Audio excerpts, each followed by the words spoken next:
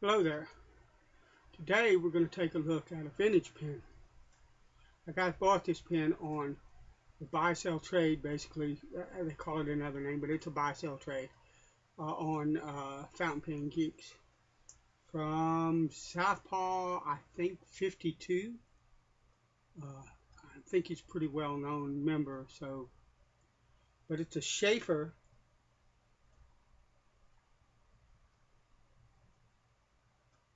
Fineline, or I'm sorry, a Sheaffer Fineline. I'm assuming that means the nib is a fine nib, and writing with it, uh, it seems that way to me. Let me move in a bit closer so I can show you this pen a little bit better. If you look at the pen, it's got a, I'm sure this is gold plated cap. It's kind of, I think, what sort of became known as a cigar type shape. Please understand that I'm not an expert, very far from it when it comes to fountain pens. I've just been a year and 5 months using them, collecting them, that kind of deal, and I don't know the history proper. I only know the little bit that I've read on different forums and sites about pens on the internet. Hopefully I will get better and better informed, particularly with the vintage pens in the future. But for right now, you have to understand that I'm just a beginner. There's a lot that I don't know. But I think it's kind of like the beginnings of what became known as a torpedo shape. From my understanding, Sheaffer kind of pushed the industry, their innovations and their shapes.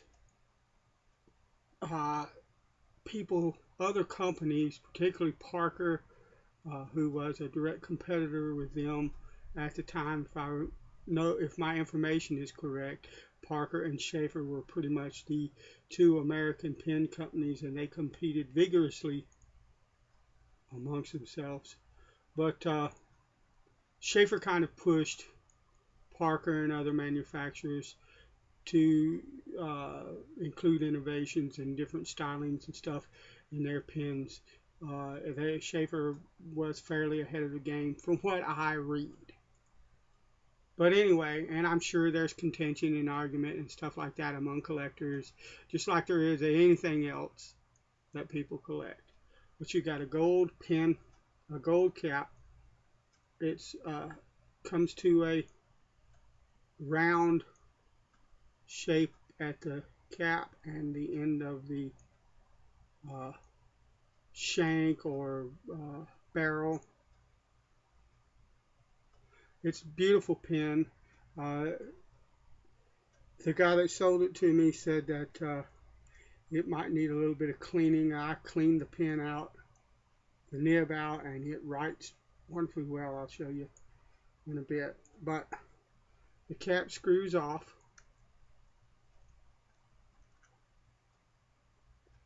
And you see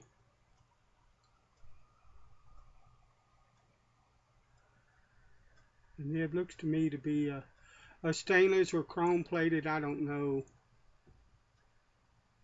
what was available back then and what they used. But a steel nib it looks to me to be, or the gold has been worn off of it if it was ever gold plated. But I believe it says Fineline 343. 1 minute, please.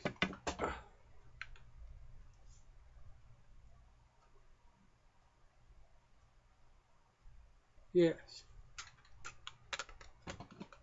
It says Fineline 343, made in the USA. There's the feed section of the pen. And this is a lever fill, or lever fill. However you want to pronounce it, I'll pronounce it both ways because I'm a hillbilly. That's the way that is. But this little lever here to fill the pen you would pull, I'm not going to do it because it's full of ink right now. You'd pull that out a ways. I've seen a lot of people pull it till it clicks and sticks straight out. These are old pens. I don't do that. I fill it by moving this lever out about like that 2 or 3 times until it stops blowing bubbles in my ink bottle. Then I know the bladder inside, or the sac, because it has a sac.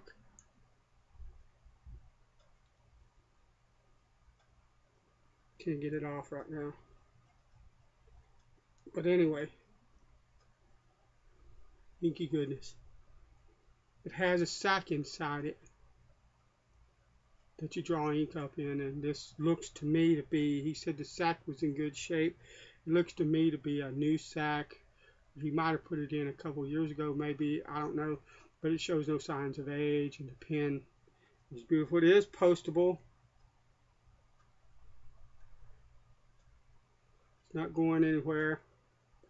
The clip is very stiff, but it's easy to get into your pocket, to clip into your pocket, that kind of deal. It's a very lightweight pen, a lot less weight than any of my modern pens, even my cheap Sheaffer, oh, it's the calligraphy pen that Staples sells. You can get it in blue and yellow and red. Mine's red. I can't remember the name of it now, but you guys, I'm sure you know what I'm talking about. Even that, or my Lamy Safari, is heavier than this pen. One of the things that I would say about this pen, a couple of things.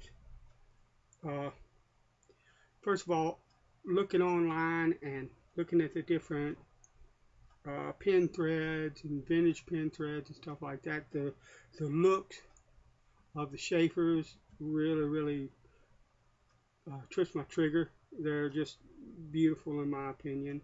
It has some writing on the side. I can't remember what it says, but I think Sheaffer Fineline division, that kind of deal.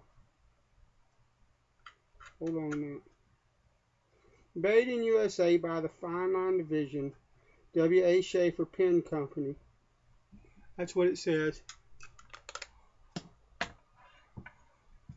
on the barrel here.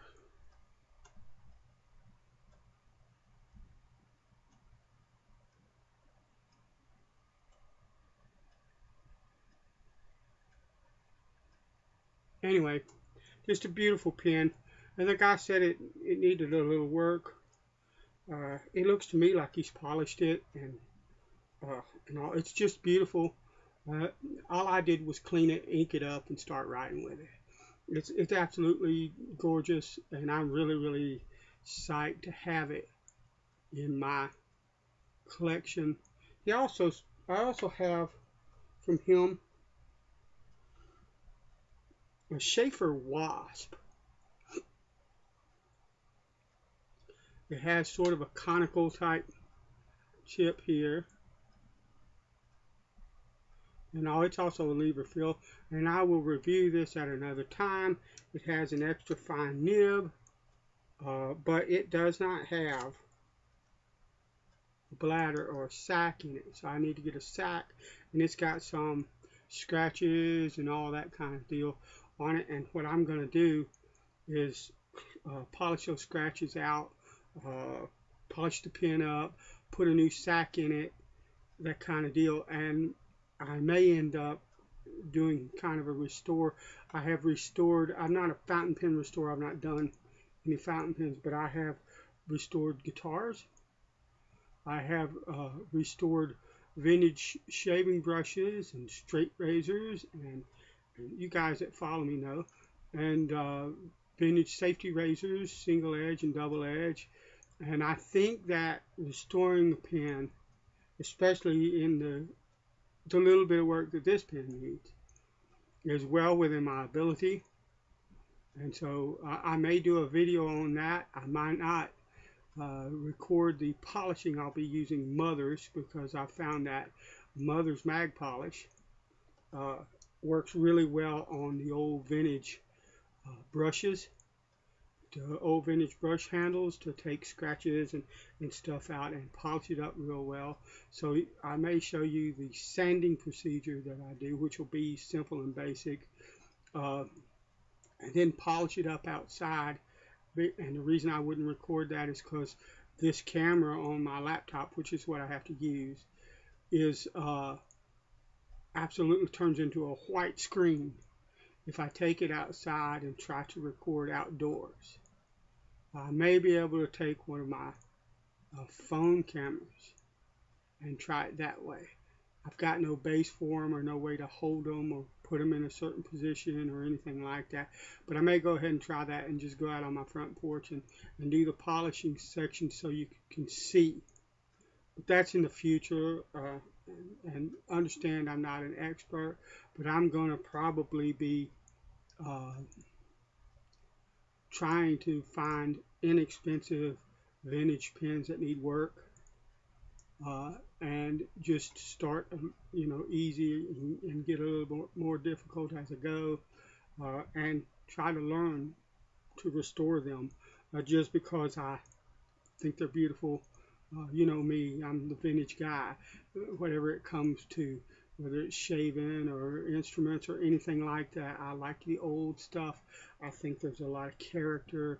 A lot of modern designs are meant for functionality, but they're missing a lot of the distinctiveness that the old stuff, not all of them, but a lot of them are, that the old stuff like this had, and just beautiful stuff. So, all right, that's the Sheaffer Fineline. I think this pen was made in the 60s, but I'm not sure, but I believe that's a close approximation of when it was made. So, all right, we'll be right back with a writing sample. Bless you.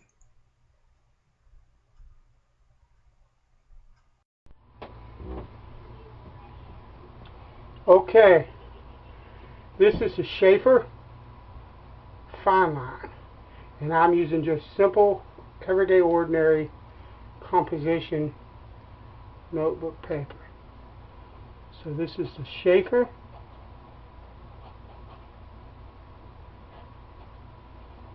Fineline. I believe this is a fine nib, and I'll talk about that a bit in a minute, why it's writing thicker than it normally does.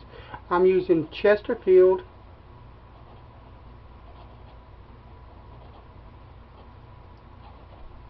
Sapphire ink. Well, that's spelled wrong. It's actually Sapphire. And first of all, let's look at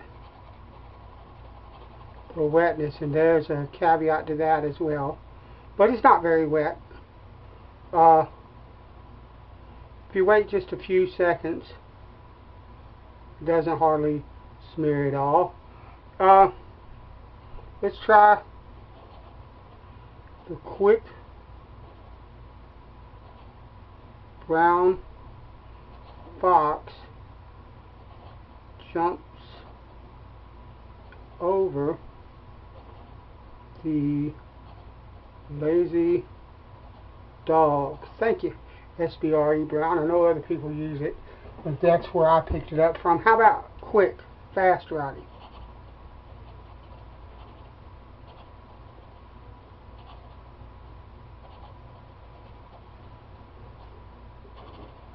I should have been a doctor, the way my writing is. But no skips, jumps, none of that to be seen. What about reverse writing?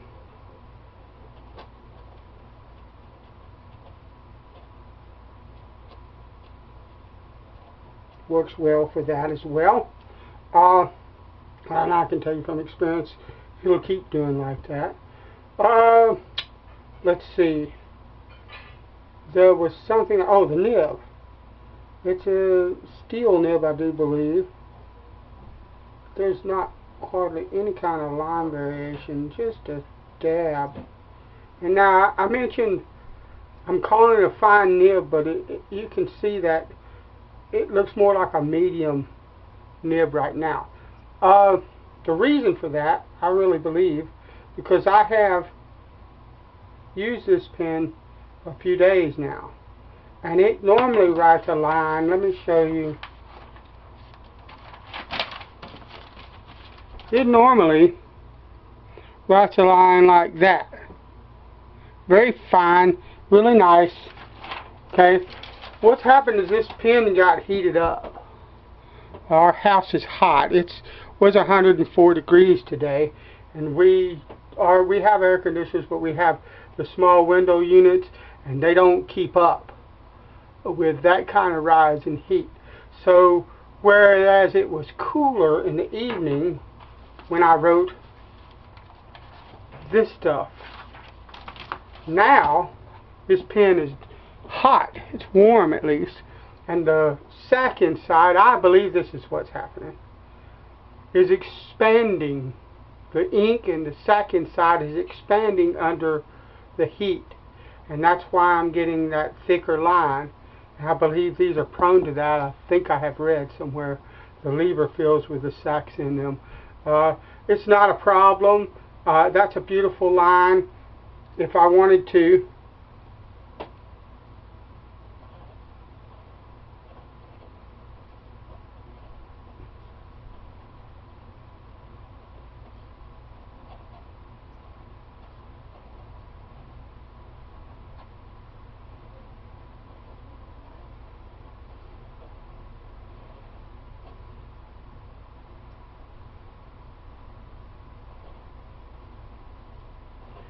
I could write sentence